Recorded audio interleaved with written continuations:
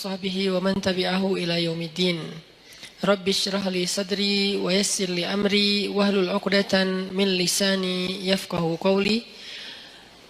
Qala Allah Ta'ala, a'udzu billahi minasy syaithanir rajim. Bismillahirrahmanirrahim. Wal 'asr innal insana lafi khusr illa alladhina amanu wa 'amilus shalihat wa tawasaw bil haqq wa tawasaw bis sabr. Teman-teman yang dirahmati Allah Subhanahu wa taala, puji syukur kepada Allah kita malam ini bisa ngumpul lagi di sini belajar bareng walaupun suasananya mungkin tidak terlalu serius seperti di dalam kelas.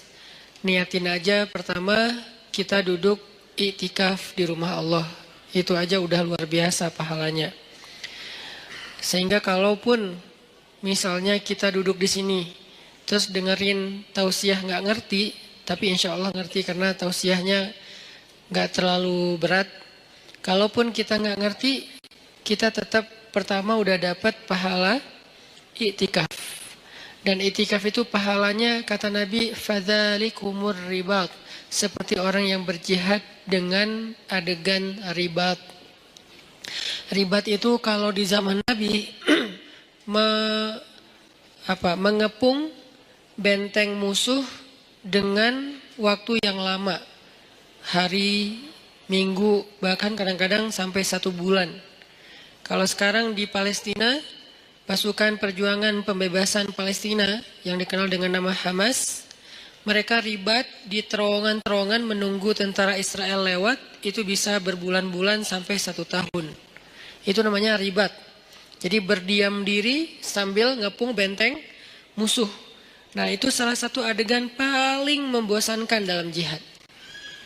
Kalau ketemu musuh langsung itu jelas. Atau kalau misalnya serang-serangan itu jelas. Tapi kalau ini nungguin. Ngapain kok ditungguin? Kenapa dikepung? Karena salah satu strategi jihad di zaman itu adalah mengepung benteng supaya orang-orang di dalam benteng itu menyerah karena kehabisan stok makanan. Akhirnya mereka nyerah.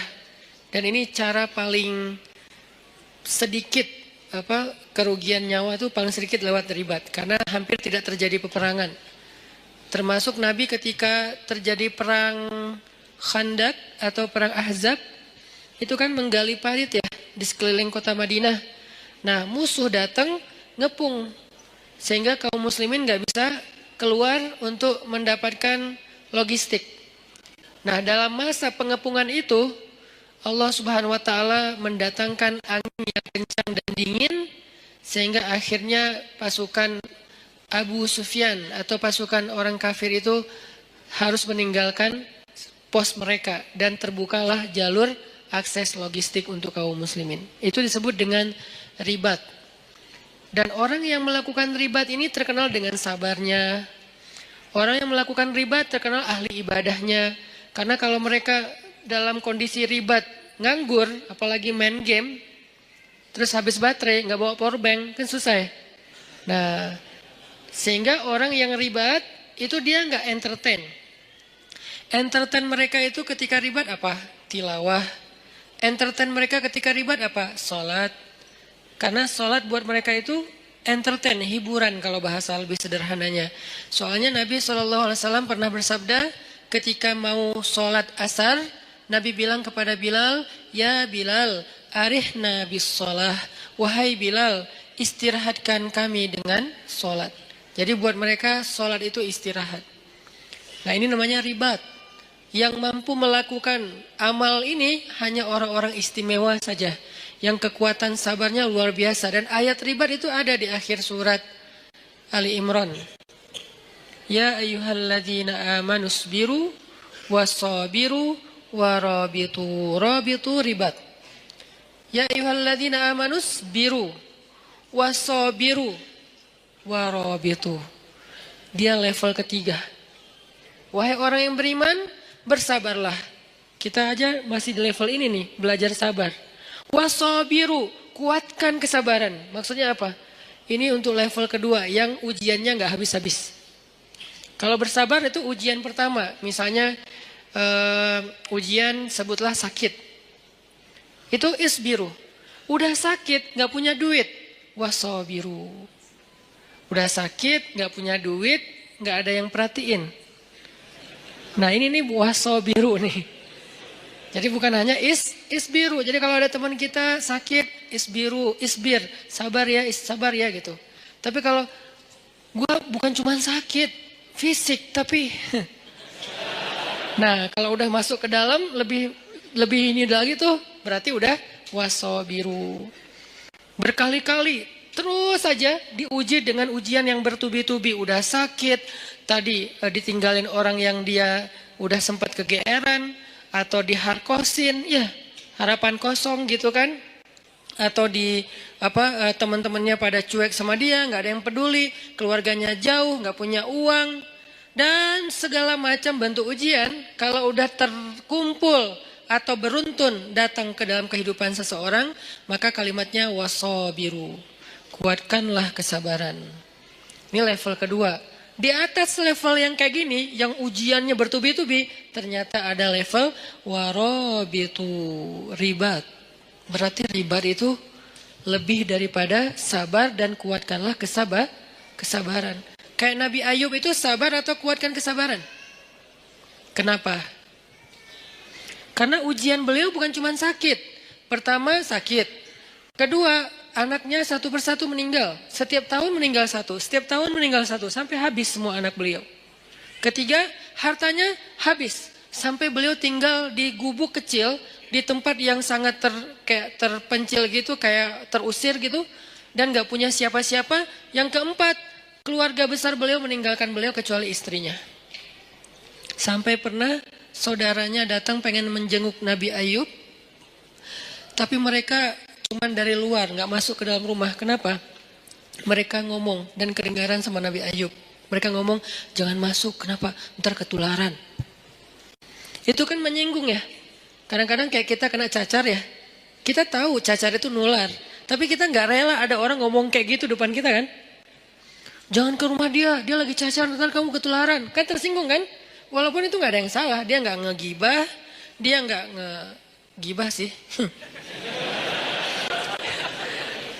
Salah, emang gibah sih itu mah. Karena definisi gibah sesuatu yang kau bicarakan benar, tapi orang yang mendengarnya gak nyaman, itu gibah. Kebenaran yang kita bicarakan, tapi orang yang mendengar itu objeknya gak nyaman, sedih minimal. Kalau gak sakit hati itu gibah. Ya berarti gibah. Nah ini kan kita gak mau. Nah itu namanya wasobiru. Nabi Ayub dengan level yang udah luar biasa dahsyatnya ujian beliau disebut dengan kata-kata wasobiru. Tapi ribat di atasnya lagi. Isbiru, wasobiru, warobitu. Sehingga orang yang iktikaf di masjid, walaupun cuman dari maghrib ke isya, karena itu waktu iktikaf paling pendek. Intidharus sholah ba'das sholah, menunggu sholat setelah sholat itu yang paling gampang kan? Nunggu isya setelah maghrib. Yang paling capek nunggu subuh setelah isya. Ini Ramadan lah. Ramadan setahun sekali oke. Kalau nunggu zuhur dari subuh kayaknya jarang. Karena kita rata-rata gak nunggu. Soalnya sibuk dengan kegiatan. Kalau dari isya sampai subuh juga jarang. Jadi paling gampang tuh nunggu isya setelah maghrib. Itu udah iktikaf. Nah siapa yang melakukan itu? Kayak sekarang kita nih. Sambil santai, sambil dengar ceramah. Dari maghrib sampai isya, pahalanya ribat. Bukan pahala sabar, bukan pahala sabir. Bukan isbir, bukan sabiru. Bukan. Tapi rabitu, ribat. Fadzalikumur ribat. Itu disebut dengan ribat kata Nabi. Arti itu disebut dengan ribat, pahalanya kayak orang yang berjihad fi sabilillah.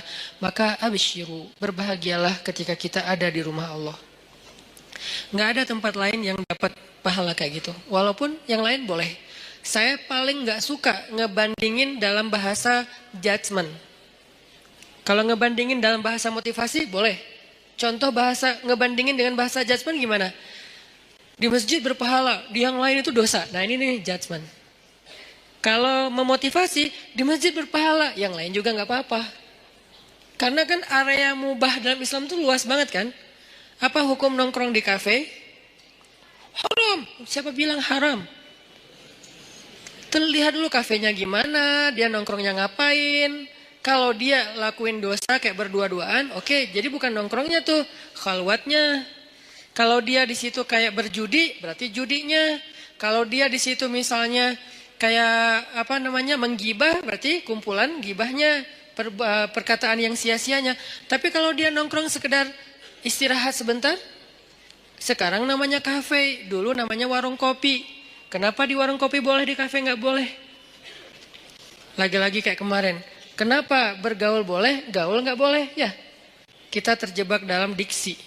Warung kopi boleh, kafe nggak boleh. Padahal sama aja, cuman istilahnya beda. Tapi kan banyak kafe yang aneh-aneh.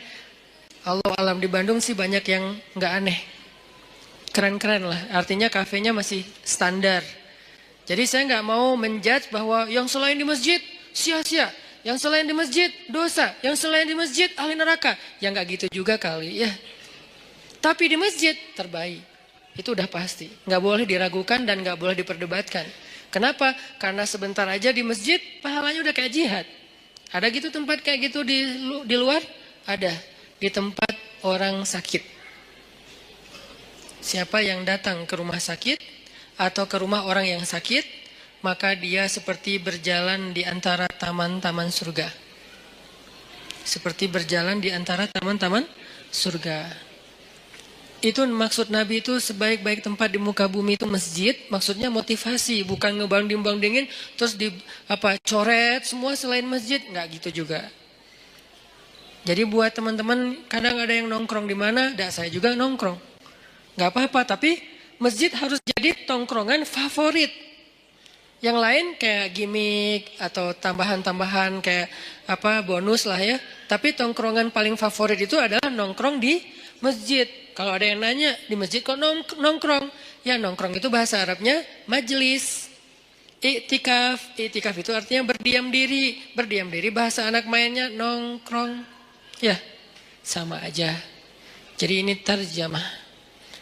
1. Niatin i'tikaf. Niatnya gimana Ustadz? Saya i'tikaf. Udah selesai gitu.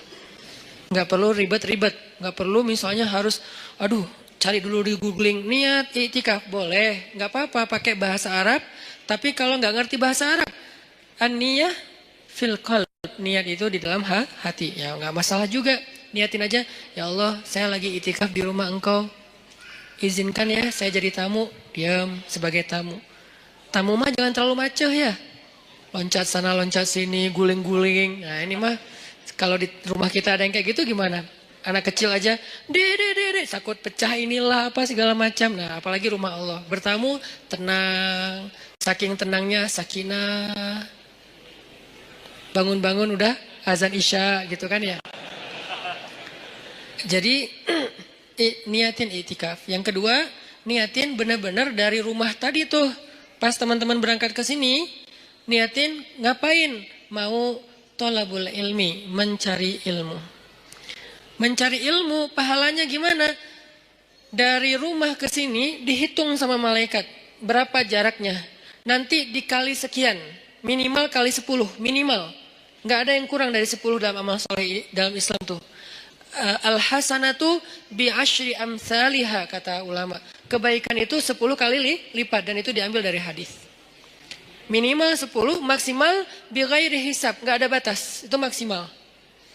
Sehingga kalau kita niatin datang ke sini pengen cari ilmu, selain tadi i'tikaf nongkrong di rumah Allah, karena rumah terbaik itu rumah Allah, saya senang aja, demen banget nongkrong di rumah Allah, nyaman gitu, dapat rahmat dari Allah, nah itu udah keren. Satu lagi cari ilmu, sehingga jarak dari rumah ke tempat kita ini, ke masjid, nanti dikali sekian oleh malaikat, mudah-mudahan dikalinya ribuan. Kalau dikali 1000, misalnya jaraknya kalau dari rumah saya ke sini sekitar 1 kilo, berarti saya udah lebih didekatkan ke surga 1000 kilo. Jadi saya motong jalan ke surga 1000 kilo. Dari mana hitungannya Ustaz? Dari hisab. Dari padang mahsyar. Orang lain jalan 1000 kilo, itu berapa lama? Jalan kaki 1000 kilo teh. 1000 kilo dari sini mana? Sini Surabaya itu 700 kilo. Sini Surabaya balik ke Semarang. Nggak ada kerjaan. Karena di sini ke Surabaya saya karena nggak tahu kalau Bali berapa ya. Dari sini ke Surabaya, balik lagi ke Semarang, kurang lebih lah ya 1000 kilo. Itu kira-kira kalau jalan kaki berapa lama? 2 minggu? Gimana tuh kalau jalan kaki? Capek. 2 minggu ya. Berarti sekali kita mencari ilmu, Allah menghemat jarak kita ke surga daripada masyar itu 2 minggu minimal. 2 minggu. Sehingga kalau misalnya kita dawam seminggu sekali kita cari ilmu dikali sekian ribu, berarti insya Allah sudah lebih cepat masuk surga 1 tahun, 2 tahun, 3 tahun, 100 tahun. Itu kalau dikali 1000, sedangkan Allah Maha Rahman, wa rahmati wasiat. Rahmat Allah itu luas sehingga bisa aja bighairi hisab, dikalinya bisa lebih dari 1000. Ini talabul ilmi. Dan orang yang mencari ilmu itu dinaungi oleh malaikat. Tapi kalau lagi naik motor mencari ilmu jangan lihat ke langit. Malaikat mana ya? Gak usah. Karena pasti ada malaikat lagi naungin kita. Naungin itu gimana? Menaungi dengan rahmat, dengan doa. Ya Allah beri dia kasih sayangmu, ampuni dosa dia. Beri dia kasih sayangmu, ampuni dosa dia. Yang merasa banyak dosa, cari ilmu. Yang merasa banyak dosa, duduk dalam rumah Allah. Itu didoain terus-terusan oleh malaikat. Itu aja udah keren. Belum lagi yang lain-lain. Ada doa-doa yang niat-niat yang khusus. Ya terserah. Yang penting hasanah, kebaikan. Maka mudah-mudahan malam ini kita duduk di sini doang udah kemenangan. Kata Allah, ulaika ala hudam mir rabbihim wa ulaika humul muflihun. Ketika kita ala hudan, berada di dalam jalannya Allah yang baik, yang benar, yaitu di masjid, cari ilmu, berarti muflihun, orang yang beruntung. Qad aflahal mu'minun. Dan seperti inilah harusnya kita menghabiskan usia kita. Terutama anak muda. Sehingga malam ini kita membahas tentang mager. Ini termasuk mager yang berpahala. Magernya di masjid. Gimana magernya? Nggak gerak. Santai. Ada tempat bersandar? Bersandar. Tapi jangan rebutan tiang. Sedapatnya aja. Yang nggak dapat pun nggak masalah. Jangan berkecil hati. Nggak dapat tiang, jangan berkecil hati. Bisa di depan. Nanti hitungannya gimana Ustaz? Mana yang lebih utama ketika kita hadir dalam kajian ilmu? Duduk dekat tiang atau duduk dekat Ustaz? Tergantung. Kalau capek banget cari tiang. Kita harus berlapang dada dengan semua kondisi orang ya. Nggak boleh kita menjudge. Jangan-jangan yang cari tiang tuh kayaknya nggak ada niat banget nyari ilmu. Belum tentu. Kita mungkin kalau secapek dia bahkan datang juga enggak. Dia masih mending udah datang walaupun bersandar di tiang. Yang penting jangan sampai pagi, udah sampai beres talim pulang. Ini artinya teman-teman bahwa ini termasuk diantara cara menghabiskan waktu yang paling berkah tuh. Duduk di masjid, dengerin ilmu, salah satunya, bukan satu-satunya, karena kebaikan itu banyak banget. Nah, sesuai dengan judul kita, itu kaitannya dengan wal asr ya, demi masa, innal insana lafi khusr. Manusia itu dalam kerugian illal ladzina amanu wa amilus solihat wa tawasaw bil haq wa tawasaw bis sabr. Kecuali orang yang secara yakin dia orang yang beriman, secara zahir dia orang yang beramal soleh, dan secara mental dia orang yang secara sosial dia orang yang bergaul dalam bentuk wa tawasaw bil haq wa tawasaw bis sabr. Itu orang yang beruntung. Tapi saya bicara tentang memanfaatkan waktu dengan baik. Saya mau membawa kita ke sebuah hadis Nabi SAW tentang 7 golongan yang mendapatkan naungan Allah pada hari ketika tidak ada naungan kecuali naungan Allah. Sab'atun yudhilluhumullahu fi dhillih yawma la dhilla illa dhilluh. Dan dari 7 golongan ini kita gak akan bedah satu persatu. Kita ambil satu aja, nomor 2. Kalau nomor 1 apa? Imamun adil. Imam yang adil. Imam yang adil ini siapa? Pasangan Ustadz? Bukan. Itu imam hidup. Imam yang adil. Imam yang adil itu maksudnya pemimpin. Pemimpin yang adil. Jadi dalam Islam itu pemimpin baru disebut benar itu bukan hanya soleh sendiri. Jadi kalau ngelihat pemimpin, jangan ngelihat dia rajin tilawah. Itu urusan dia dengan Allah. Itu personal. Dia rajin tahajud. Itu personal, walaupun itu keren. Tapi baru disebut dengan rasyidin, orang yang lurus ketika dia adil. Dalam Islam itu kalau ngomongin pemimpin itu rata-rata yang dibahas adalah kerjanya adil kepada rakyatnya. Bukan, oh itu pemimpin terbaik, kenapa? Ahli qiyamul lail. Bukan itu babnya. Kalau qiyamul lail bab abid, bab seorang yang ahli ibadah. Rajin tilawah, bab hafiz qari, bab orang yang menjaga Al-Quran. Bab apa lagi? Umrah, itu bab mu'tamir, orang yang memakmurkan Masjidil Haram. Tapi kalau babnya imam, amir, apalagi istilah yang lain, maka yang diambil dari dia itu adalah keadilannya. Apakah dia adil terhadap rakyatnya? Kenapa kok adil? Karena adil ini universal. Dia bukan pemimpin bagi umat Islam saja, tapi dia pemimpin bagi semua orang yang ada di dalam tempat wilayah tanggung jawab dia. Ada muslim, ada non-muslim. Apakah dia berlaku adil kepada siapapun? Adil di sini dengan makna yang sebenar-benarnya. Bukan subjektif, diinterpretasi sesuai dengan kepentingan. Bukan, dengan makna yang sebenarnya. Nah yang kedua, sebelum kita salat isya. Yang kedua, yang paling penting malam ini akan kita bahas. Syabun nasya'a fi ibadatillah. Pemuda yang tumbuh dalam ketaatan kepada Allah Subhanahu wa taala. Pertanyaannya, siapakah pemuda? Apakah kita masih termasuk pemuda? Kemudian apa yang dimaksud dengan tumbuh dalam ibadah kepada Allah? Saksikan episode setelah salat isya. Barakallahu fiik.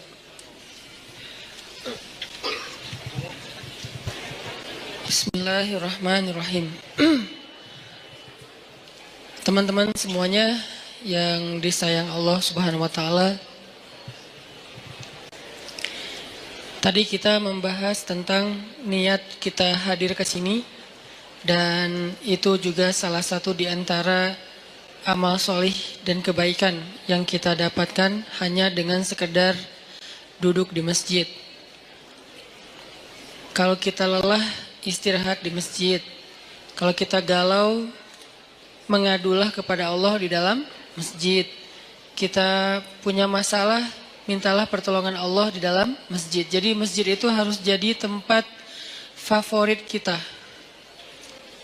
Sebagaimana firman Allah Subhanahu wa taala di surat At-Taubah, bahwa di antara ciri orang yang beriman adalah orang yang memakmurkan masjid.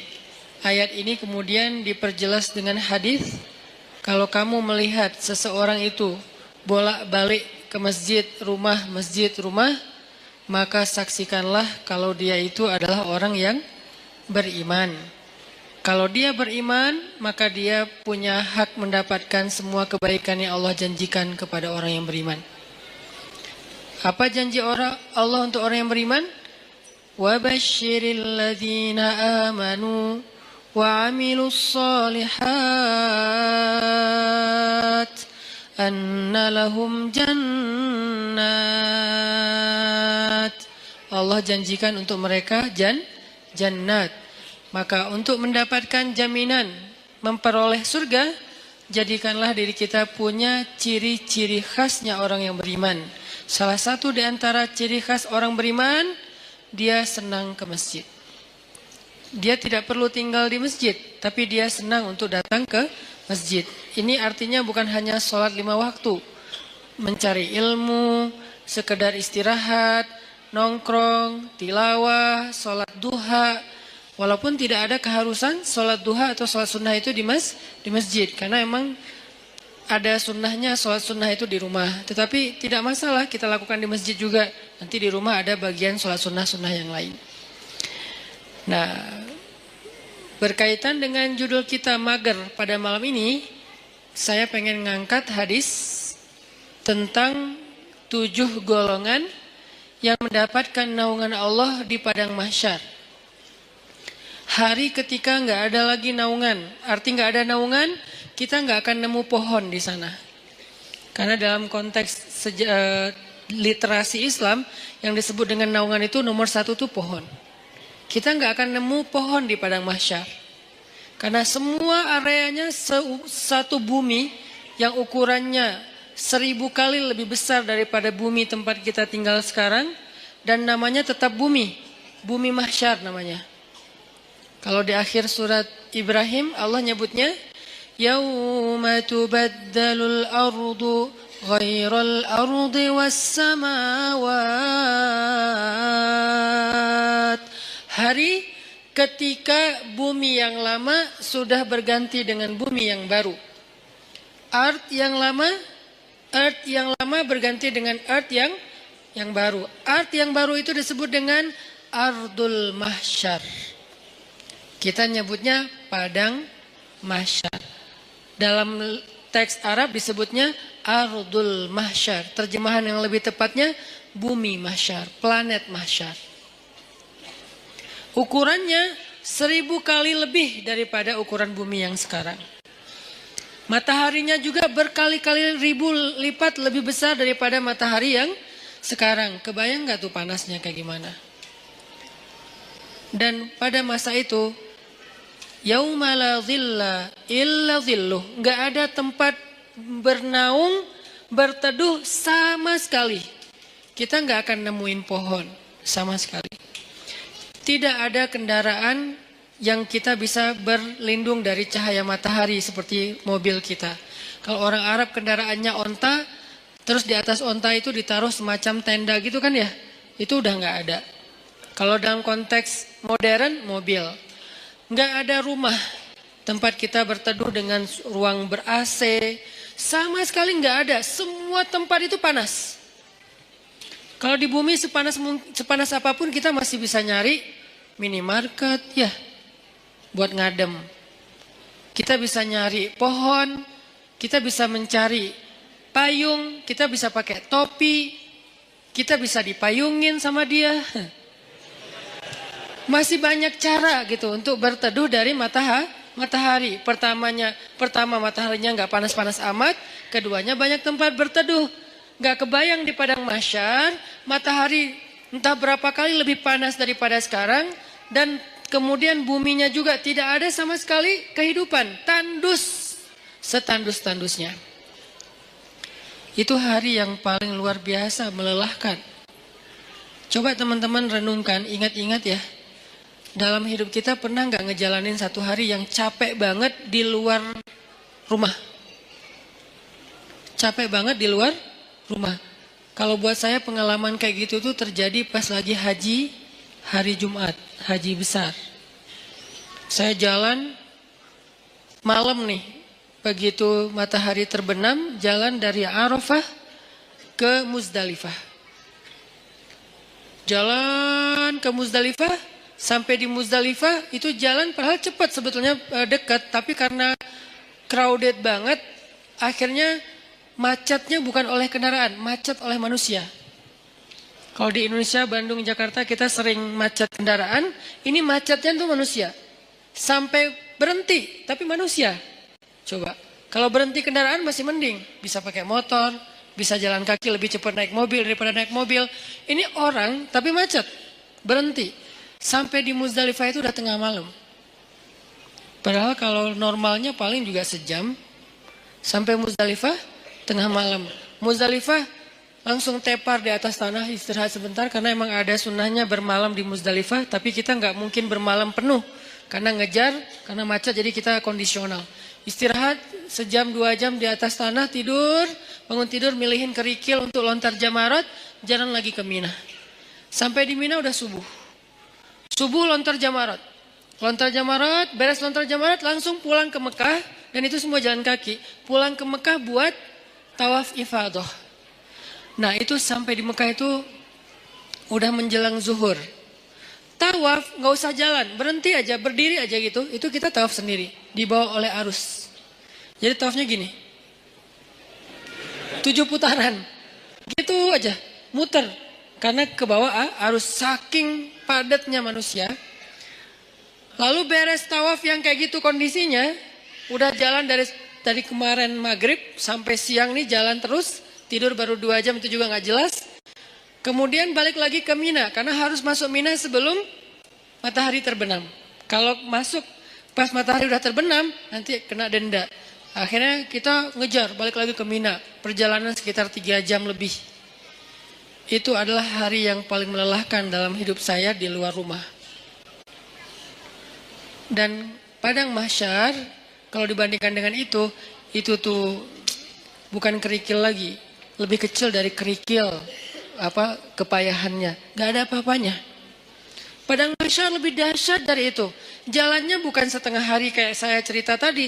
Jalannya bisa 100 tahun, bisa 1000 tahun, bisa sekian puluh ribu tahun. Itu jauhnya benar-benar jauh. Gak ada kendaraan, benar-benar gak ada kendaraan. Gak ada naungan, benar-benar gak ada naungan. Tandus setandus-tandusnya. Itu yang disebut oleh Nabi, yauma la dhilla illa dhilluh. Gak ada naungan sama sekali kecuali naungan Allah. Cuman satu-satunya tempat kita berteduh, gak akan kepanasan, gak akan kepayahan, cuman berada di bawah naungan Allah. Masalahnya cuman ada 7 komunitas yang masuk ke dalam naungan itu. Sisanya enggak. 7 komunitas ini pun ternyata saringan dari orang mukmin, saringan dari orang Islam. Jadi bukan masalah yang penting saya udah Islam, enggak. Dari orang Islam sendiri masih disaring lagi benar-benar yang spesial. 7 golongan kalau bahasa resminya, 7 komunitas, 7 geng kalau bahasa anak nongkrongnya. Cuman ada 7 kelompok. Salah satu dari 7 kelompok itu, nomor 2-nya adalah syabun nasya'a fi ibadatillah. Pemuda yang tumbuh dalam ibadah kepada Allah atau dalam ketaatan kepada Allah. Pertanyaannya, apa definisi syab atau pemuda? Secara usia dalam Islam, pemuda itu usia di bawah 40 tahun. Itu syab. Secara status belum menikah. Kalau udah menikah Ustadz, udah bukan syab. Karena ujiannya nggak seperti yang belum menikah. Beda, saya pernah ngerasain. Berat. Apalagi ada satu teman saya, kemarin baru ditinggalin mantan. Mantannya nikah. Ngirim pula hasil video-video sama fotonya ke dia. Langsung udah nggak terkontrol. Langsung kita pegang rame-rame. Jangan sampai dia nyari tower. Ternyari-nyari tower, ngapain lo? Mau benerin Ustadz ada yang rusak. Pura-pura ternyata mau loncat. Nah ini nih namanya ujian. Ujian ketika kita belum menikah. Ujian di usia muda di bawah 40 tahun. Kalau belum menikah tapi udah di atas 40 tahun, beda lagi. Usianya di bawah 40 tahun. Secara status belum menikah. Karena kalau udah menikah, dia udah ngerasain ketenangan, sakinah. Litaskunu ilaiha. Supaya kalian cowok-cowok merasa tenang kepada perempuan. Udah tenang. Tapi kalau sebelum menikah, itu zulzilu. Zulzilu itu kalau dalam bahasa kita tuh gempa dengan skala 9,8 skala Richter. Itu zulzilu tuh. Sampai ada ayat zulzilu iza zulzilatil ardu. Dan yang tahu banget ayat itulah jomblo. Zilzal, kehidupannya itu terguncang luar biasa. Ngelihat orang semuanya kayak dia paling sengsara di muka bumi. Ngelihat setiap orang tuh deg-degan. Ngelihat cewek deg-degan. Dan apalagi ngelihat ceweknya crowd kayak gini gitu ya. Baru masuk di depan mall, aduh saya kok deg-degan ya. Zulzilu, guncangannya tuh luar biasa. Kalau yang udah sakinah, santai. Karena di sebelahnya ada istri. Kalau nggak ada istri, deg-degan juga. Intinya mah beda ujiannya. Karena beda ujiannya, maka beda pula rewardnya. Al-jaza ala qadril masyaqqah. Balasan Allah itu tergantung beratnya beramal. Buat yang masih sendiri beramal itu lebih berat. Kenapa? Karena zilzal dalam batinnya itu kenceng. Godaannya tuh banyak. Mikirin itu nggak jelas apa yang dipikirin. Karena ya gitu kondisinya tuh antara kayak nggak ada kejelasan status. Apalagi dia udah sendiri digantung. Kan lebih nggak jelas lagi ya. Saya gimana? Berat statusnya. Nah ini nih ngeri banget ujiannya. Kalau dia nggak pegang Allah, dosanya itu bisa udah 1, 2, 3, dosa-dosa besar itu beruntun bisa dia lakuin. Udahlah kayak gitu, nggak tahu harus melampiaskan kepada yang halal, dia tinggal di antara kelompok masyarakat yang tidak terjaga, yang penuh fitnah, tinggal di kos-kosan, kos-kosannya campur cewek cowok, dan di situ itu anak-anak yang mungkin belum semuanya pada paham agama atau taat beragama, sehingga biasa aja ngobrol, keluar dari kamar itu pakai daster biasa. Itu kan zilzal kan, itu ujian yang berat. Terus harus kemana? Kalau yang udah nikah, pulang ke rumah. Kita pulang kemana? Zilzal kan, guncang. Gak usah diterusin kata-katanya. Masa saya harus bilang ke kamar mandi Ustadz? Enggak lah. Maka itu kan dosa kan? Jadi dosa juga nih. Terus gimana dong? Kita harus ngapain Ustadz? Nah disitulah ujiannya. Sehingga kalau dalam kondisi kayak gitu, dia bisa istiqomah, dia bisa tetap taat kepada Allah, itu dia istimewa banget. Lebih istimewa daripada yang udah nikah. Makanya buat yang udah nikah, udah mungkin kesempatannya bukan di nomor 2, di nomor 1, nomor 3, 4, sampai 7 kan. Tapi yang nomor 2 udah lewat. Karena dia nggak dapat lagi ujian seberat syab, anak muda. Ujiannya udah nggak kayak mereka. Saya pernah dengar 2 anak muda sama-sama lagi ngobrolin tentang perasaan. Itu nggak ada yang dengar. Dua-duanya ngomong dan curhat. Lo masih mending gua. Ya itu mah nggak ada apa-apanya gua. Terus aja masih sama-sama curhat. Saking zilzalnya tuh luar biasa. Dan saya senyum-senyum aja. Ustaz kok diam aja sih? Sakinah. Beda kita, beda nasib. Malah saya panas-panasin, saya telepon istri saya. Yang gimana, apa segala macam. Wah Ustadz mah sengaja. Telepon lagi sekali lagi. Kok 2 kali Ustadz? Ya gitu deh pokoknya. Wah makin zilzal mereka. Sampai ini kenapa Ustadz kita lagi gempa ya? Ini nih ujian anak muda. Makanya karena diuji kayak gini, akhirnya ya kalau dia bisa tetap istiqomah, konsisten, komitmen dengan batasan syariat, maka dia istimewa di sisi Allah. Dan juhdun, pengorbanan dia untuk menjaga diri dalam kondisi yang berat kayak gitu, itu yang Allah hargain nanti di padang mahsyar. Kesini wahai anak-anak muda, kumpul-kumpul. Yang mengikuti jejak Yahya alaihissalam, yang mengikuti jejak Maryam radhiyallahu anha. Karena mereka 2 simbol, satu lagi Yusuf alaihissalam. 3 simbol anak muda yang di masa mudanya banyak godaan.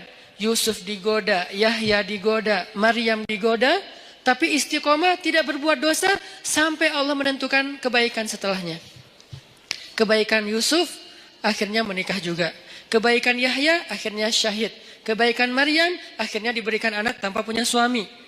Allah menentukan nasib yang berbeda-beda. Tapi semasa mereka diuji, 3-tiganya itu simbol dari istiqomah. Benar-benar istiqomah. Keren banget tuh 3-tiganya. Maryam saking istiqomah, hampir gak kenal cowok dalam hidupnya. Hampir gak kenal cowok dalam hidupnya. Yusuf saking istiqomah, itu digoda sama cewek di dalam ruangan. Dan ceweknya itu bukan cewek biasa. Bukan hasil editan pas ketemu kok beda. Enggak. Ini cewek benar-benar cantik. Enggak diedit. Emang benar-benar cantik. Dan insya Allah semua ada di sini. Daripada mereka tiba-tiba pulang satu persatu ntar ya. Kok sepi di atas? Sebel sama Ustadz. Ini cewek benar-benar cantik. Cantiknya itu diakui. Jadi kayak Miss Mesir lah. Bertahun-tahun dia dapat piala Miss Universe malah, bukan Miss Mesir lagi. Itu cantiknya cantik beneran. Sampai direkam kecantikannya di dalam banyak riwayat. Dan dia udah nutup pintu, manggil Yusuf. Yusuf ke kamar, beresin kamar kotor. Datang aja Yusuf dengan polosnya. Bawa kemoceng, bersih-bersih. Pas udah masuk kamar, ditutup pintunya dari dalam, dikunci. Ceweknya datang ke Yusuf, itu cewek ditaksirin, dikecengin semua orang cowok-cowok yang ada di Mesir. Semua berandai-andai seandainya saya jadi suaminya, seandainya saya jadi suaminya. Yusuf sekarang ada di dalam kamar berdua sama cewek itu. Yusuf juga bukan cowok biasa. Semua cewek se-Mesir juga, seandainya saya istri Yusuf, seandainya saya. Jadi dua nih selebgram Mesir. Maksudnya semua orang tertarik kepada mereka, saking keren-kerenah.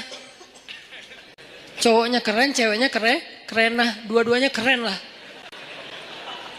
Ini dua orang yang keren nih berkumpul di satu ruangan, dikunci, dan ceweknya tuh rawadathu. Rawadat itu ngegodain. Gimana Ustaz? Nggak usah diimajinasikan. Cukup kayak gitu aja pokoknya. Dipanggil mungkin, tapi nggak sampai berbuat dosa ya. Dipanggil atau ya kesini wahai Yusuf, aku mencintaimu. Nggak ada siapa-siapa, kamu nggak usah khawatir. Aku akan rahasiakan apa yang terjadi hari ini di sini dan segala macam. Wah itu udah luar biasa. Wahammat bihi, dia tuh bergairah kepada Yusuf. Dan Yusuf normal. Kalau nggak normal nggak ada ujian. Maaf saya nggak tertarik sama cewek. Nggak ada mas, nggak ada ujian. Jadi nggak perlu diteladanin kan, karena dia tidak wajar. Tapi Yusuf ini normal. Apa dalil bahwa Yusuf normal? Wahamma biha. Makanya kalau kita baca Quran tuh tafsirnya tuh yang detail, kata demi kata. Wahammat bihi, wahamma biha. Yang ceweknya bergairah kepada Yusuf, yang Yusuf juga bergairah kepada cewek tersebut. Sama-sama bergairah, sama-sama tertarik. Tiba-tiba Allah tunjukin burhan, muncul wajah Yakub di depan Yusuf. Yakub dalam keadaan ekspresi sedih, gini aja. Gitu ekspresi Yakub. Sedih banget Yusuf sampai kayak gini. Jangan sampai ayah bakal kecewa banget kalau kamu sampai ngelakuin ini. Buat apa ilmu yang ayah ajarin selama ini? Buat apa pengorbanan ayah selama ini? Kamu lupa dengan semua nasihat ayah. Seolah-olah ya. Tapi dalam bentuk film yang kayak 3D banget. Dan itu ada di depan muka Yusuf, disebut dengan istilah burhan kalau dalam teks ayatnya. Burhan itu tampil wajah Yakub dengan wajah sedih. Langsung Yusuf lupa sama cewek itu, lari, ditarik dari belakang. Saking kencengnya narik, sampai sobek bajunya. Banyak pelajaran sih dalam adegan ini. Salah satu pelajarannya itu tentang parenting, tentang cara ayah mendidik anak sampai muncul burhan itu gimana. Nanti di kesempatan lain lah kita bahas. Saya dulu pernah ngisi satu materi tentang parenting. Saya cuma membahas burhan aja. Gimana caranya seorang ayah bisa ngedidik anak sampai kebayang wajah ayahnya itu ketika dia mau bikin dosa. Itu namanya udah sampai ke level burhan. Sehingga dia misalnya mau nyontek pas lagi ujian. Aduh kalau ketahuan sama ayah saya pasti dia kecewa banget. Bukan dimarahin, nggak takut dimarahin. Tapi takut ngecewain. Pasti ayah kecewa banget nggak jadi deh. Itu burhan tuh. Gimana sampai ayah bisa menampilkan imajinasi itu di benak anak kalau bukan dengan kasih sayang yang dalam banget? Gak bisa dengan paksaan, harus dengan kasih sayang dalam. Dan Yusuf dan Yakub adalah simbol ayah yang kasih sayangnya luar biasa. Sampai bisa munculin burhan. Tapi yang kita bahas adalah ujiannya Yusuf. Selamat. Ini nih baru disebut dengan syabun nasya'a fi ibadatillah. Tumbuhnya itu dalam keadaan taat kepada Allah. Dan ukuran taatnya apa Ustadz? Ukuran taatnya adalah tinggalkan dosa. Kalau bahasa di bio saya, sedikit dosa. Kok pakai kata sedikit nggak punya dosa Ustadz? Nggak boleh kita bilang nggak punya dosa. Arti sedikit dosa itu adalah dosanya yang tinggal yang kecil-kecil aja. Yang besar tinggalin. Yang kecil kenapa kok masih ada? Karena nggak sengaja, lupa. Itu kan ada pasti sisa ya. Nggak mungkin nggak. Kalau kita bilang nggak punya dosa, namanya kultus diri sendiri. Kata Allah, la tuzakku anfusakum huwa a'lamu bimanittaqo. Janganlah kalian menganggap diri kalian suci. Nggak boleh. Makanya saya bilang banyak main, banyak manfaat, banyak pahala, sedikit dosa. Itu pakai hasil renungan. Jadi bukan kok sedikit dosa. Harusnya kan nggak punya dosa. Nggak bisa. Cuma Nabi SAW yang nggak punya dosa. Sisanya sampai Abu Bakar juga punya dosa. Cuman dosa beliau sudah diampuni oleh Allah. Karena solehnya luar biasa. Kalau kita, sebagian udah diampuni, sebagian lain mungkin belum. Karena belum bertaubat benar-benar dengan nasuha. Tapi usahain tinggalkan dosa. Kita cukup ninggalin dosa aja. Itu tuh udah jadi syabun nasya'a fi ibadatillah. Kalau ibadah Ustadz, ibadah yang wajib itu udah pasti. Karena kalau kita ninggalin yang wajib berarti dosa kan? Gimana dengan ibadah sunnah, tahajud, puasa sunnah, tilawah, itu bonus. Jangan sampai kita mendahulukan yang sunnah atas yang wajib dan melakukan yang haram. Itu udah salah rumusnya. Ada orang tahajud rajin, tapi dia nggak bisa jaga lisan. Ada orang tahajud rajin, tapi dia nggak bisa jaga pandangan. Yang disebut dengan syabun nasya'a fi ibadatillah dalam konteks hadis tadi, dia usahain sedikit mungkin dosanya, tinggalin dosa. Terutama dosa-dosa yang berhubungan dengan godaan di masa muda. Kalau teman-teman bisa istiqomah dalam urusan ini, urusan perasaan, urusan pergaulan yang paling berat, urusan entertain yang berlebihan, karena entertain itu ada yang masih wajar, ada juga yang berlebihan. Urusan apa lagi? Dosa-dosa maksiat seperti minum, kemudian pakai drugs dan seterusnya, atau mungkin the new drugs itu pornografi dan seterusnya. Ini bisa ditinggalkan. Udah sampai kapan Ustaz batasannya? Antara dua batasannya. Batasan status berarti menikah, batasan usia berarti 40 tahun. Kalau udah lewat 40 tahun insya Allah ujiannya gak seberat di bawah 40 tahun. Kalau kita bisa jaga diri di masa itu, pergaulan, perasaan gimana Ustaz? Jangan terlalu mudah jatuh hati kalau belum halal. Ustaz itu kan gak disengaja, jangan diikutin. Kadang-kadang dia emang gak disengaja, munculnya itu dari setan. Yuwaswisu fi sudurinas. Ih, cantik ya. Udah jangan diterusin, jangan dibahas. Begitu kita sekali klik, udah kita dibahas, maka itu jadi sebuah episode. Jadi episode yang panjang dan endingnya air mata dan penyesalan. Biasanya. Jangan dibahas. Ustaz membahas, kan ini nasihat. Saya nggak lagi ngebahas bab-bab yang detail kayak gitu. Karena saya ini ngomong based on pengalaman ya. Karena semua kita pernah merasakan masa-masa muda yang gejolak tadi, zilzalnya, guncangannya kencang banget. Itu tuh kalau ada kayak gitu jangan diterusin. Jangan berpikir ada orang yang dia nggak punya pacar berarti dia nggak normal. Enggak, dia normal. Cuman dia nggak mau nerusin. Emang dia nggak pernah kepikiran kayak apa tertarik dengan seseorang? Tertarik kalau dia normal. Cuman nggak diterusin, nggak mau dibahas, nggak mau diingat-ingat. Caranya dia menyibukkan dirinya dengan hal-hal yang positif. Bisa proyek sosial, bisa juga spiritual. Proyek sosialnya bantu orang, bikin proyek-proyek yang sifatnya healthcare kayak atau kemanusiaan kayak atau apalah, atau proyek yang sifatnya spiritual ya kayak ke masjid, itikaf, tilawah, mumpung masih muda, ya udah gua ikut program hafal Quran. Itu menyibukkan diri biar nggak sempat kepikiran yang kayak gitu-gitu. Kan kalau udah ngafal Quran habis semua tuh energi pikiran kita buat ngafalin Quran. Ya udah paksain aja diri kita datang ke sebuah lembaga penghafal Quran yang udah kayaknya mungkin paling nyaman, ada banyak. Mungkin kalau di Pemuda Hijrah ada teras tahfiz gitu ya. Datang, saya pengen daftar. Saya sungguh-sungguh pengen daftar. Udah bisa baca Quran belum? Ya udah mulai dari baca Quran dulu. Ya udah saya daftar tahsin, belajar tahsin. Sibukkan. Udah sibuk kayak gitu nggak sempat kepikiran lain. Kalau masih kepikiran berarti kurang sibuk. Kalau masih kepikiran berarti kurang sibuk. Cari lagi sampai sibuk. Sampai nggak sempat mikir. Itu baru namanya nasya'a, tumbuh. Jadi kalau kita bedah kata demi kata, syabun artinya tadi udah jelas pemuda. Sekarang nasya'a itu tumbuh. Artinya tumbuh itu menghabiskan waktu. Arti tumbuh menghabiskan waktu, menghabiskan usia, menghabiskan harinya. Berarti daily activity-nya apa? Daily life-nya itu apa? Kita sibukin daily life kita dengan semua yang membuat kita nggak sempat mikirin dosa. Gimana caranya? Pilih dari 3 kesibukan secara value-nya. 1, menyibukkan diri dengan yang wajib. Gimana menyibukkan diri dengan yang wajib Ustaz? Sholat 5 waktu, biar sibuk ke masjid. Kalau nggak ke masjid kan nggak terlalu sibuk ya. Tinggal wudhu, sholat di tempat kita berada. Jadi kan nggak terlalu sibuk kan. Tapi kalau biar sibuk, takes time dan lumayan effortnya lebih, wudhu ke masjid. Terus sampai di masjid, insya Allah auranya beda tuh ketimbang kita di tempat kita doang. Ini saya nggak ngomongin hukum, saya ngomongin motivasinya, fadlnya, keutamaannya. Apa? Ditasji kalau dalam bahasa Arabnya. Ditasji kepada kebaikan.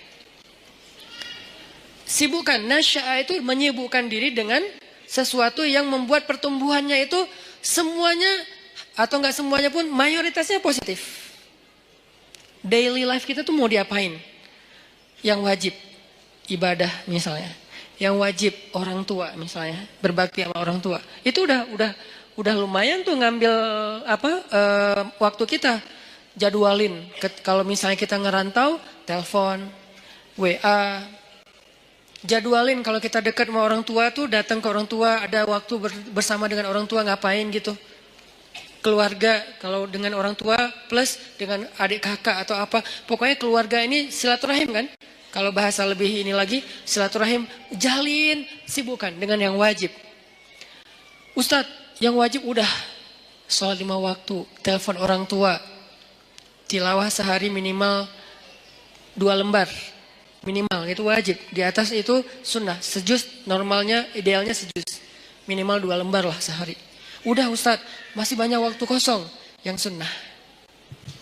Sibukkan dengan yang sunnah. Yang sunnah apa? Ya tadi kalau ibadah yang sunnah sifatnya sholat sunnah, puasa sunnah, tilawah tambahan dari target 2 lembar, apalagi zikir. Ustadz, nggak semua yang sunnah saya sanggup sekaligus. Karena kan kita nih bukan orang yang keren-keren amat ya Ustadz. Oke, nggak apa-apa. Nggak, yang wajib 10%. Oke? Yang sunnah 20%. Masih sisa berapa? 70%. Habiskan buat yang mubah, boleh. Karena yang wajib dalam kehidupan kita kan nggak banyak kan sebetulnya. Yang sunnah lebih banyak dari yang wajib. 20%. Atau yang wajib 20%, yang sunnah 30%. 50%-nya mubah. Arti mubah apa? Enggak berpahala, tapi juga enggak dosa. Dia enggak berpahala, tapi juga enggak dosa. Emang boleh Ustaz? Ya boleh lah. Makanya Islam itu luas. Syumuliyatul Islam. Orang banyak ngebahas Islam itu dari sisi satu bab doang nih. Parsial banget. Wajib aja. Jadi seolah-olah Islam itu ada satu kata. Harus. Itu doang. Atau 2. Harus dan haram. Udah. Jadi hidup kita tuh kayak berat banget ya. Harus ya. Kalau nggak haram ya. Nggak ada pilihan. Karena yang dibahas dari Islam itu parsial banget. Cuman bagian kecil. Sementara ada bagian yang begitu luas dalam kehidupan kita 24 jam. Itu nggak dibahas. Yang dibahas yang wajib. Ke masjid. Tapi kan kita nggak tinggal di masjid kan realitasnya. Gimana kalau kita udah selesai sholat. Ngapain lagi Ustadz? Nah berarti kita bahas bab mubah. Mubah, nggak dosa, nggak berpahala. Apa? Entertain, ketemu teman, nongkrong, tapi nongkrongnya dijaga. Atau yang lebih positif dan tetap dia mubah, main itu dalam kalau bahasa saya maksudnya itu olahraga ya. Cuman kita kalau nyebut olahraga kesannya kayak berat gitu kan, kayak ada beban. Main aja lah, tapi yang penting berkeringat itu olahraga sebetulnya. Cuman main. Kenapa disebut main? Biar sesuai dengan hobi. Jangan dipaksain harus nge-gym semua. Nggak semua orang senang nge-gym, cari treadmill, mungkin mahal. Ya udah, lari aja keliling komplek. Kalau perlu, nanti kita mudah-mudahan di masjid kita ke depan, ada banyak tempat shower kayak di bandara yang ultimate, yang di Terminal 3 kan ada tempat shower tuh. Kalian ke masjid mah lari aja. Jalan kaki minimal. Sampai di masjid, udah siapin handuk kecil. Kalau mau, jangan pakai handuk. Bawa kanebo. Tapi kanebo yang bagus ya. Bukan kanebo pas digosok gini kulitnya nempel di kanebo atau kanebonya nempel di kulit misalnya. Kanebo yang bagus ya. Karena itu paling praktis kalau ini saya tahunya dari teman. Kalau ke laut gitu kan kita sering mandi tuh habis berenang, mandi habis main air, mandi pastinya. Kalau bawa handuk nggak sempat kering, udah mandi lagi tuh. Akhirnya kita bawa kanebo. Kanebo yang bagus beli di salah satu tempat yang terkenal teh. Nah, terus pakai kanebo ke masjid sama baju kaos ganti yang biasa lah ya, sama parfum apa misalnya kesukaan kalian. Nah mandi itu segar banget loh, sholat maghrib habis olahraga habis mandi kan keren ya, segar banget. Di masjid sediain shower buat cowok-cowok buat mandi, ceweknya nggak usah lari. Cewek mah ada tempat sendiri, zumba kayak apa gym apa yang bagian cewek lah, minimal gym. Ini olahraga main mubah, tapi dia bisa menjaga kita dari dosa. Jadi yang menjaga kita dari dosa itu bukan cuma astagfirullah. Oke, tapi kita nggak bisa astagfirullah 24 jam kan? Yang bisa menjaga diri kita dari dosa, sholat 2 rakaat. Ya, tapi kan kita nggak mungkin sholat 24 jam. Ya, harus realistis. Waqi'i, harus realistis. Tapi juga tetap masali, tetap ideal. Banyak orang yang idealis tapi kurang realistis. Terlalu realistis jadinya nanti apa? Memudah-mudahkan, tasayyub. Makanya dalam Islam itu nggak boleh kita terlalu idealis, perfeksionis, disebut dengan takalluf. Nggak boleh juga terlalu realistis sampai melupakan idealisme, disebut dengan tasayyub. Ada takalluf, ada tasayyub. Dua-duanya nggak boleh dalam Islam. Yang benar wasatiyah, dia proporsional. Proporsional, nggak boleh takalluf. Kenapa nggak boleh takalluf? Allah sendiri yang bilang, la yukallifullahu nafsan illa wus'aha. Allah tidak mentakallufkan, tidak membebankan. Artinya takalluf itu terlalu membebani diri. Jangan juga tasayyub yang terlalu meringan-ringankan masalah. Semua jadi boleh. Maka bermainlah di tengah. Di tengah di sini maksudnya bukan terombang-ambing, bukan, proporsional. Yang wajib dilakukan, tapi kan tetap nggak mungkin 24 jam wajib. Yang sunnah dilakukan, tapi itu bonus-bonus. Maka sebagian besar usia kita itu ternyata dihabiskan untuk porsi yang ibahah, yang mubah. Apa dalilnya? Salah satu dalilnya adalah kaidah fikih. Al-aslu fil asya ibahah. Dasarnya segala sesuatu adalah boleh. Dasarnya segala sesuatu adalah boleh. Berarti habiskan nasya'a, tumbuhnya itu dalam hal-hal yang dibolehkan Allah. Tapi juga bukan berpahala. Dan juga tidak berdosa. Gak apa-apa. Olahraga, nyalurin hobi, ke bengkel kayak ngulik mesin atau apa. Kalau cewek lebih ke apa skillnya cewek apa mungkin. Skill cowok apa, life skillnya dibangun terus. Supaya dia ketika nanti jadi punya pasangan, life skill dia itu bermanfaat untuk pasangannya. Kalau cewek, life skill seorang cewek yang lebih identik itu apa? Life skill seorang cowok itu lebih identik itu apa misalnya? Kita belajar life skill, itu mubah. Dan dulu sahabat banyak yang mengasah sisi life skill mereka dengan berdagang, dengan bertani. Sehingga ketika ada sebagian sahabat yang berkebun datang ke Nabi nanya soal perkebunan, Nabi bilang apa? Kalian lebih ngerti tentang masalah skill perkebunan daripada saya. Karena itu urusan dunia. Udah kalian ulik aja sendiri. Saya cuma ngasih batasan, jangan curang, jangan apa, batasan nilai. Tapi secara teknis kalian lebih ngerti. Udah aja kembangin. Yang senang komputer, belajar startup digital. Sekarang lagi era startup. Anak-anak muda Indonesia itu harus ngerti startup. Supaya dia dominan, eksis di dunia digital. Supaya enggak terus-terusan jadi orang yang ikut program orang, ngedownload. Tapi harusnya dia bisa bikin orang ngedownload program dia yang hobinya di komputer. Yang hobinya apalagi kembangin produk-produk aplikasi sosial media yang versi yang lebih lebih ketimuran atau apalah istilahnya supaya dipakai karena itu sesuatu yang chance-nya besar loh di zaman sekarang. Banyak hal yang bisa kita kembangin. Itu maksudnya nasya'ah, tumbuh. Arti tumbuh itu dia punya sesuatu yang semakin bermanfaat dari dirinya untuk orang lain, growing. Secara skill dia growing, secara mental dia growing, secara fisik dia growing, tumbuh. Maryam alaihissalam tumbuh. Sehingga Allah menyebutnya dengan istilah apa? Di surat Ali Imran. Fataqabbalaha rabbuha biqabulin hasan wa ambataha nabatan hasan. Wa kaffalaha Zakaria. Allah menerima Maryam dengan penerimaan yang baik. Menerima di mana? Untuk punya kamar di Masjidil Aqsa. Yang tadinya nggak boleh perempuan punya ruang di Masjidil Aqsa menurut tradisi Yahudi. Bukan agama Yahudi, tradisi Yahudi. Kalau agama langit dari dulu laki-laki dan perempuan itu sama-sama dihargai. Ketika agama ini mulai dirubah, maka nilai ini juga berubah. Sampai orang Yahudi bukan lagi punya agama, punya tradisi. Bukan punya syariat, tapi punya kepercayaan. Tradisi orang Yahudi di masa Nabi Zakaria dan Maryam, cewek itu nggak boleh sholat di masjid. Jadi kalau ada yang bilang Islam itu tidak mengangkat kehormatan perempuan, berarti dia nggak ngerti Al-Quran. Dia nggak belajar sejarah, dia asal ngomong. Banyak orang asal ngomong sekarang tuh. Kalau kita belajar Al-Quran, sejarah gimana Al-Quran itu sangat mengangkat harga diri perempuan. Itu banyak banget ceritanya. Salah satunya Maryam. Maryam itu mendobrak tradisi Yahudi loh, yang sekarang dielu-eluin, di Tomorrowland bendera Israel itu berkibar dengan begitu tinggi kan ya. Paling banyak bendera di Tomorrowland kan bendera Israel kan. Kita lihat di mapnya pesawat, rata-rata pesawat internasional nggak ada Palestina, adanya Israel. Dan saya sangat tersinggung karena yang benar adalah Palestina. Artinya yang kita bangga-banggain, moderat lah, cerdas lah, apa segala macam, seolah-olah mau diikutin agama mereka, tradisi mereka pelan-pelan, justru mereka menghancurkan dan meremehkan perempuan. Perempuan dijadikan pajangan. Apakah itu yang dianggap dengan menghargai perempuan? Sesuatu yang dipajang itu kan berarti jadi barang. Yang berharga itu nggak boleh dipajang. Yang berharga itu ditaruh di box.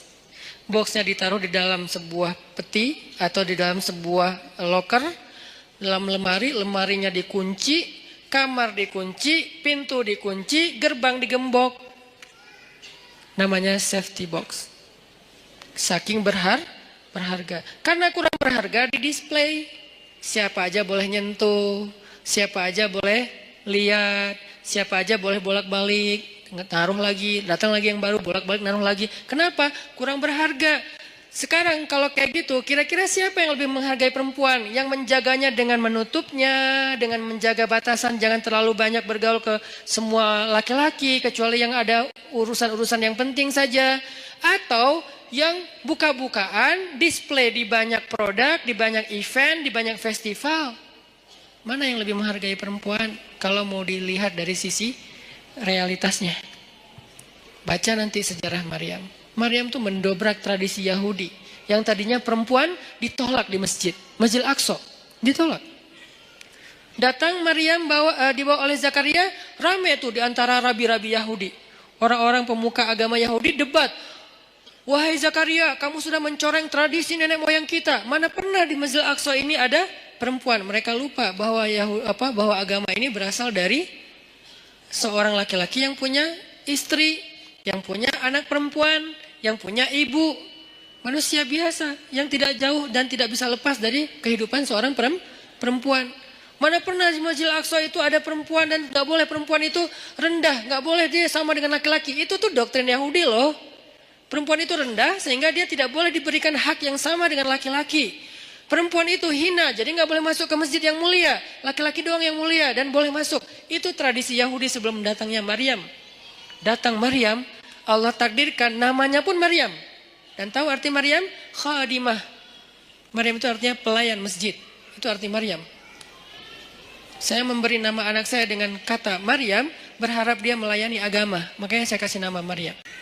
Jadi saya tahu asal usul nama itu sehingga saya bangga dengan nama Maryam. Bukan pasaran Ustadz, biarin aja. Pasaran mungkin namanya, tapi sejarahnya nggak pasaran. Coba cari sejarah seperti Maryam, ada nggak yang nomor 2? Nggak ada, cuma ada 1. Sejarah orang kayak Maryam ada 2-nya nggak? Nggak ada, cuma ada 1. Yang sekeren itu. Kalau ada sejarah yang lain, beda cerita.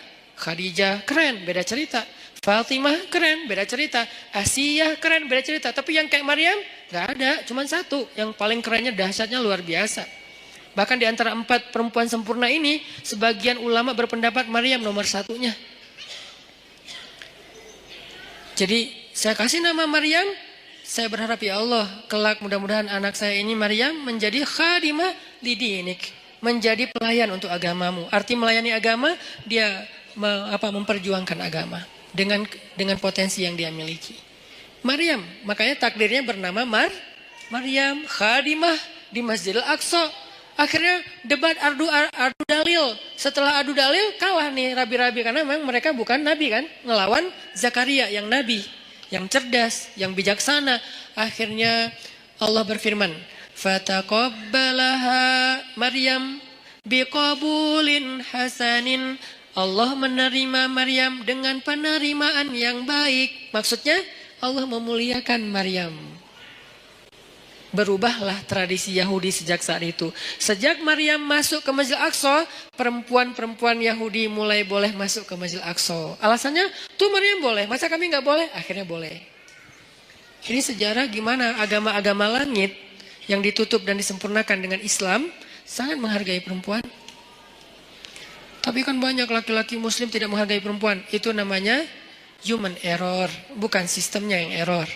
Bukan syariatnya yang error. Orangnya yang error. Dan dia tidak mewakili Islam. Dia mewakili dirinya sendiri.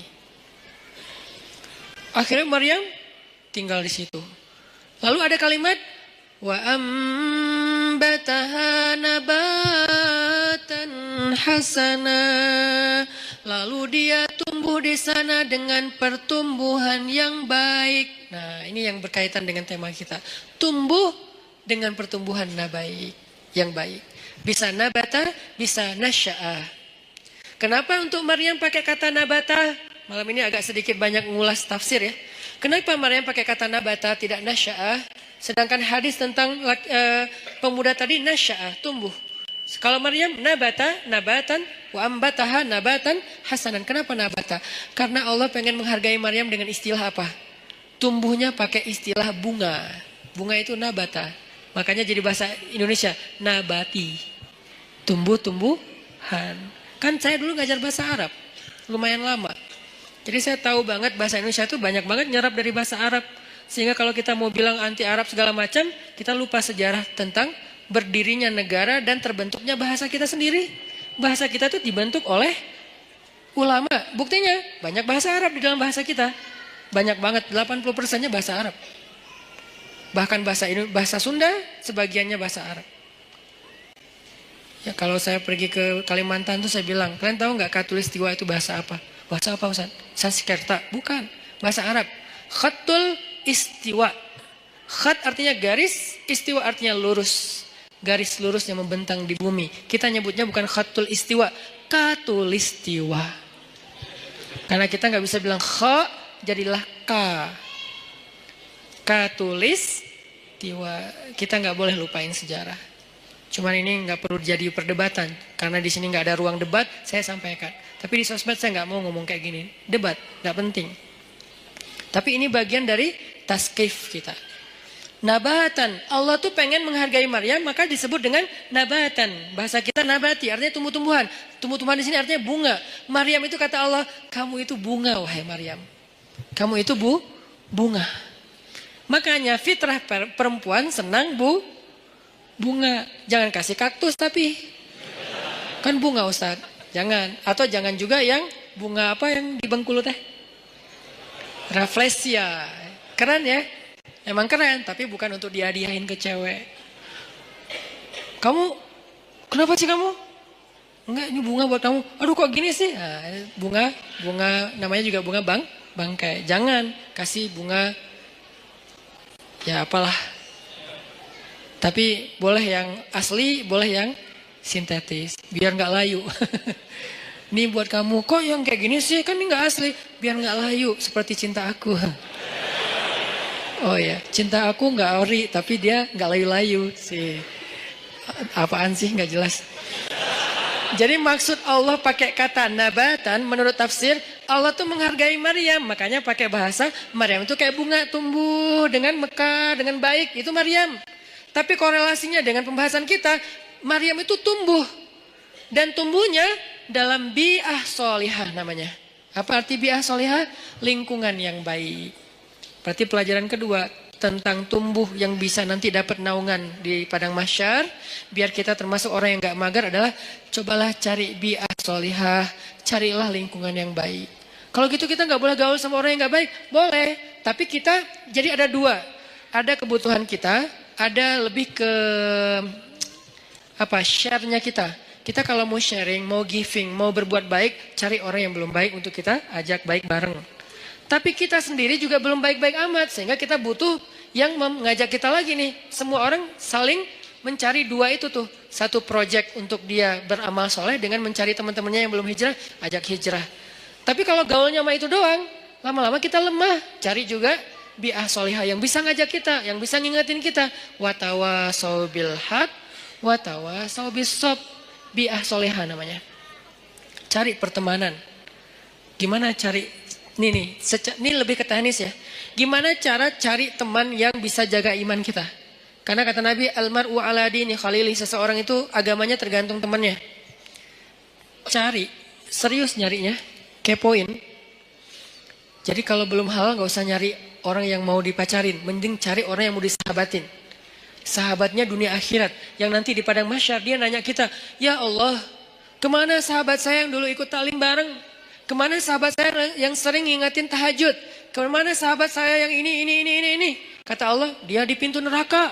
Bentar lagi mau masuk tuh. Ya Allah, saya bersahabat karena engkau dengan dia di dunia. Selamatin dia, boleh nggak saya tarik dia supaya nggak masuk neraka? Ya Allah, saya selamatin. Boleh, cari aja. Langsung dia kejar ke neraka. Nyari secepat mungkin dia ke pintu neraka. Ngomong ke malaikat, dia sahabat saya yang ini di mana orangnya? Itu tuh bentar lagi mau dimasukin. Sini, jangan masuk dulu. Akhirnya dikeluarin. Ada apa? Kamu sahabat saya? Ya, kita kan dulu bareng ke TSB. Emang masih disebut Ustaz istilah-istilah kayak gitu? Masih. Apa yang kita rasain di dunia itu masih kita sebut. Dan gak diganti istilahnya loh. Kita masih ngomong kayak gini banget kita ngomong. Kita kan Rabu malam sering ikut taklim bareng kan? Iya. Dan seringnya kita di depan halaman kan? Iya. Kenapa? Karena kita nungguin yang lain pulang nanti kita boncengin, bayar. Boleh lah. Yang penting dia pernah ke masjid bareng. Ya udah, terus apa? Gimana nih? Allah memberi izin saya untuk menyelamatkan kamu dari neraka.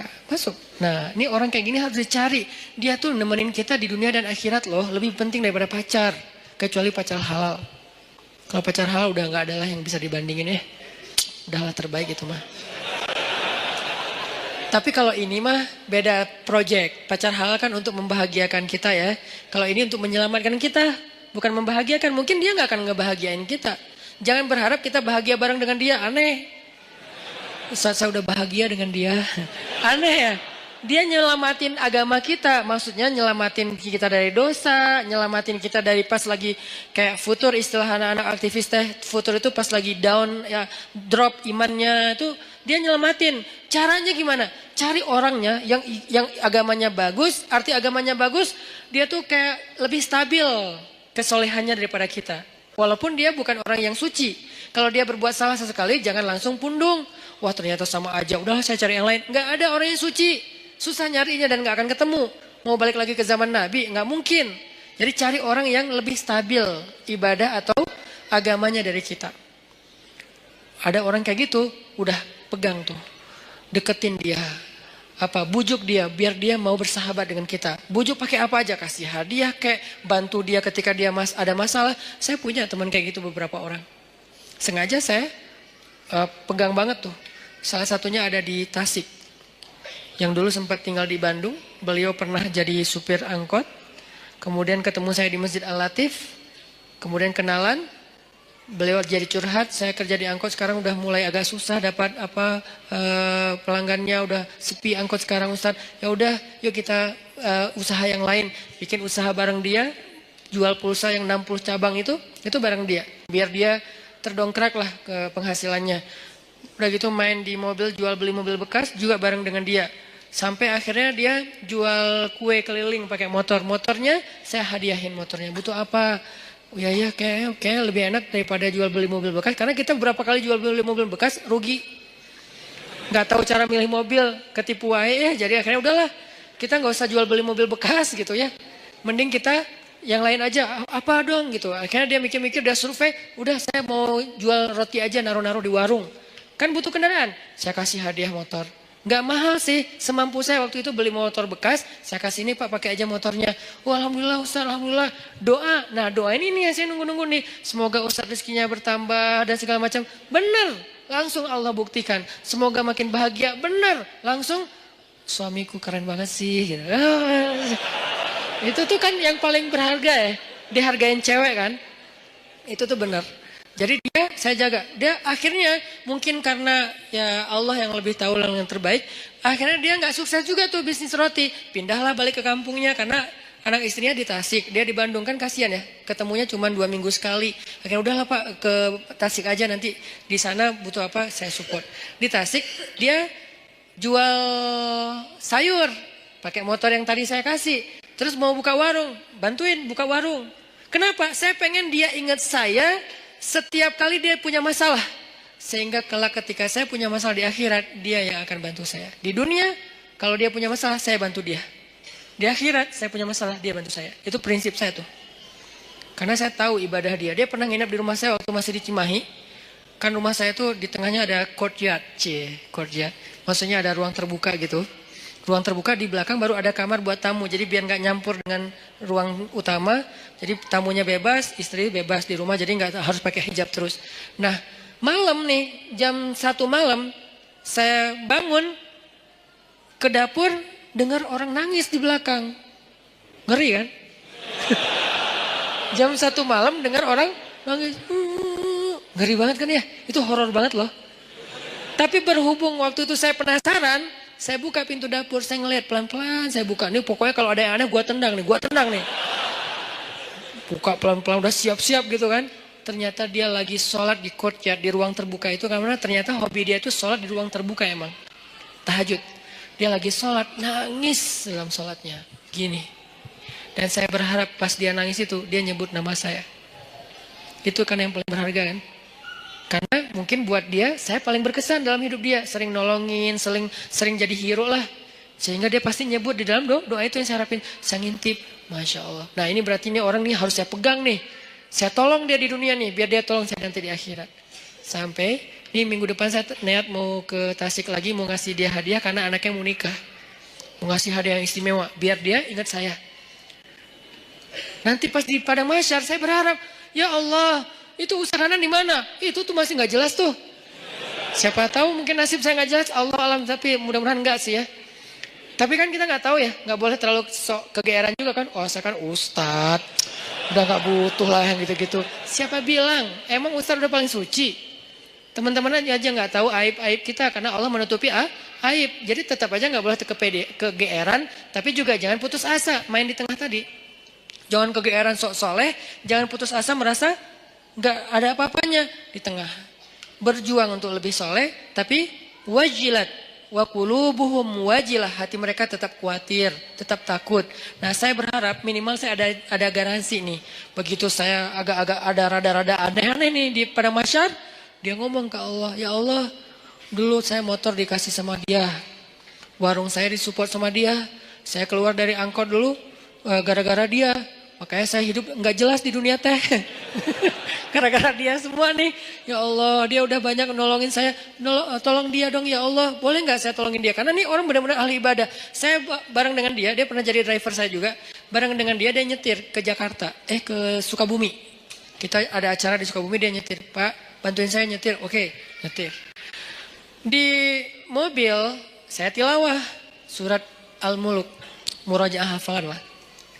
Tabarakalladzi biyadihil mulku wa huwa ala kulli syai'in qadir. Wa laqad zayyana as-samaa'a ad-dunya bimasabih wa ja'alnaha rujuman lisyayatin wa a'tadna lahum 'adzabas sa'ir.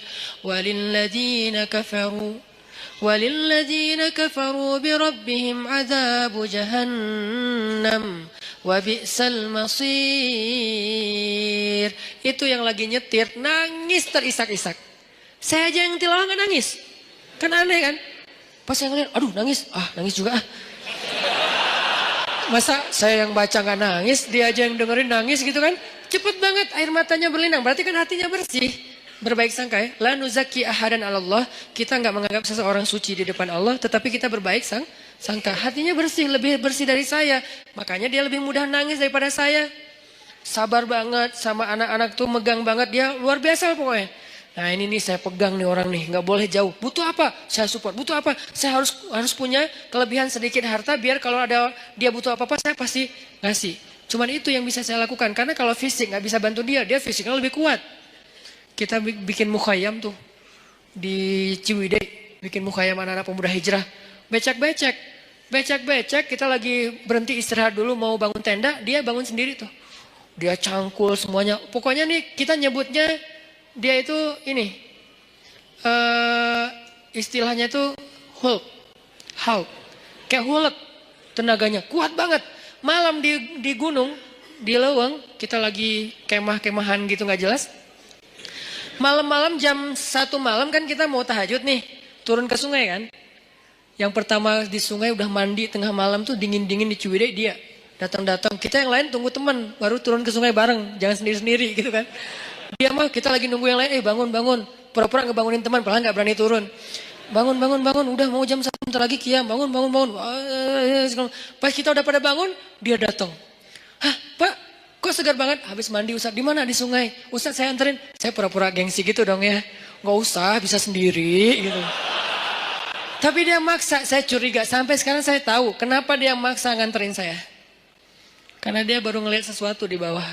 Makanya dia maksa, dia khawatir, dia sayang banget sama saya, dia kayak khawatir gitu, jangan ntar Ustaz diganggu atau apa. Ustaz saya anterin, nggak usah Pak, nggak usah, udah Bapak, kan udah selesai wudhu kan, ya udah tahajud aja duluan. Saya nyusul, saya bilang, nggak usah, dalam hati saya, anterin dong, ngeri nih. Kan itu tengah hutan, siapa tahu ada yang lewat putih-putih. Ayat kursi saya hilang, tiba-tiba hafalan saya apa ya, udah hafal lupa gitu kan. Aduh ngeri banget gini. Pak Ustaz saya anterin. Gak usah. Anterin. Akhirnya maksa dia duluan. Dia pas saya wudhu di bawah di sungai itu dia kayak was-was banget. Saya perhatiin kok dia was-was gini ya. Terus pas kita udah naik, yang lain pada datangnya rame-rame. Jadi dia udah rame tuh. Besok-besoknya saya tanya. Dia bilang udah gak apa-apa Ustaz gak apa-apa. Tapi saya yakin sampai sekarang dia pasti ada sesuatu. Makanya dia maksa banget. Gak pernah dia ekspresinya kayak gitu. Karena saya kenal dekat sama dia. Tapi dia gak pernah sekuatir itu sama saya. Ini bukan nakut-nakutin ya. Tapi emang menakutkan sih, ngeri. Jadi maksudnya teman-teman intinya adalah itu tuh cara kita nyari bi'ah solihah. 1, 2, 3. Kalau ada 40, targetnya 40. Kenapa 40 Ustaz? Hadis. Kalau seseorang meninggal dunia disolatkan oleh 40 orang solih, dijamin terbebas dari azab kubur, api neraka, pasti masuk surga. 40 dengan kualitas kayak dia, itu gak gampang loh nyarinya. Bukan 40 orang, 40 orang soleh. Yang solehnya secara zahir kita lihat. Dan kita gak bisa ngelihat yang batinnya. 40 orang. Mulai dari 1, 2. Dan orang kayak gitu tuh jangan cuma kenal. Kalau cuma kenal, nanti di akhirnya juga cuma kenal. Kamu kenal? Kenal. Gitu doang. Sampai bersahabat, sampai dia sayang sama kita. Makanya saya tuh walaupun dia udah di Tasik, kalau di rumah ada apa-apa, saya bilang, Pak, saya mau pindahan. Oh iya Ustaz, subuh dia datang tuh. Saya pernah tuh mobil saya, dia benerin rem. Cuman dia karena mungkin dia kayak otodidak ya, salah ngebenerin remnya. Malah ngelok gitu. Dia benerin rem mobil saya, karena sebetulnya saya bisa naruh di di yang resmi ya, dealer resmi. Cuman karena saya kayak ngerasa pengen nyari alasan buat ngasih ke dia. Saya nggak mau ngasih dia tanpa ada kerjaan biar menghargai dia kan. Jadi saya kayak udahlah rem mobil aja deh. Cari-cari apa nih yang bisa diinin. Pak benerin rem mobil udah habis udah aus gitu kan. Cari dia sama dia rem mobil. Sebenarnya rugi buat saya karena kenapa? Lebih bagus di dealer kan. Cuman kayak sayang aja gitu sama dia. Benerin. Saya pikir ya aman-aman aja nih.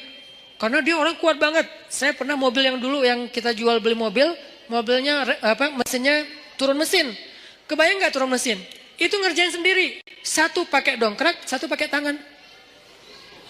Satu sebelah sana pakai dongkrak, sebelah sini pakai tangan. Sebelah kiri turunin mesin. Itu tuh orang benar-benar Hercules tuh. Sebelah sana, karena dongkraknya cuma ada satu pakai dongkrak, sebelah sini ditahan pakai tangan, turunin pelan-pelan mesinnya pakai tali gitu, udah turun, dipasang lagi pakai baut. Itu sebelah tangan semuanya dikerjain sama dia. Itu ngeri banget tuh orang. Jadi kalau saya mau bantu dia dari fisik nggak mungkin. Saya bantu dia dari doa, dia doanya lebih panjang.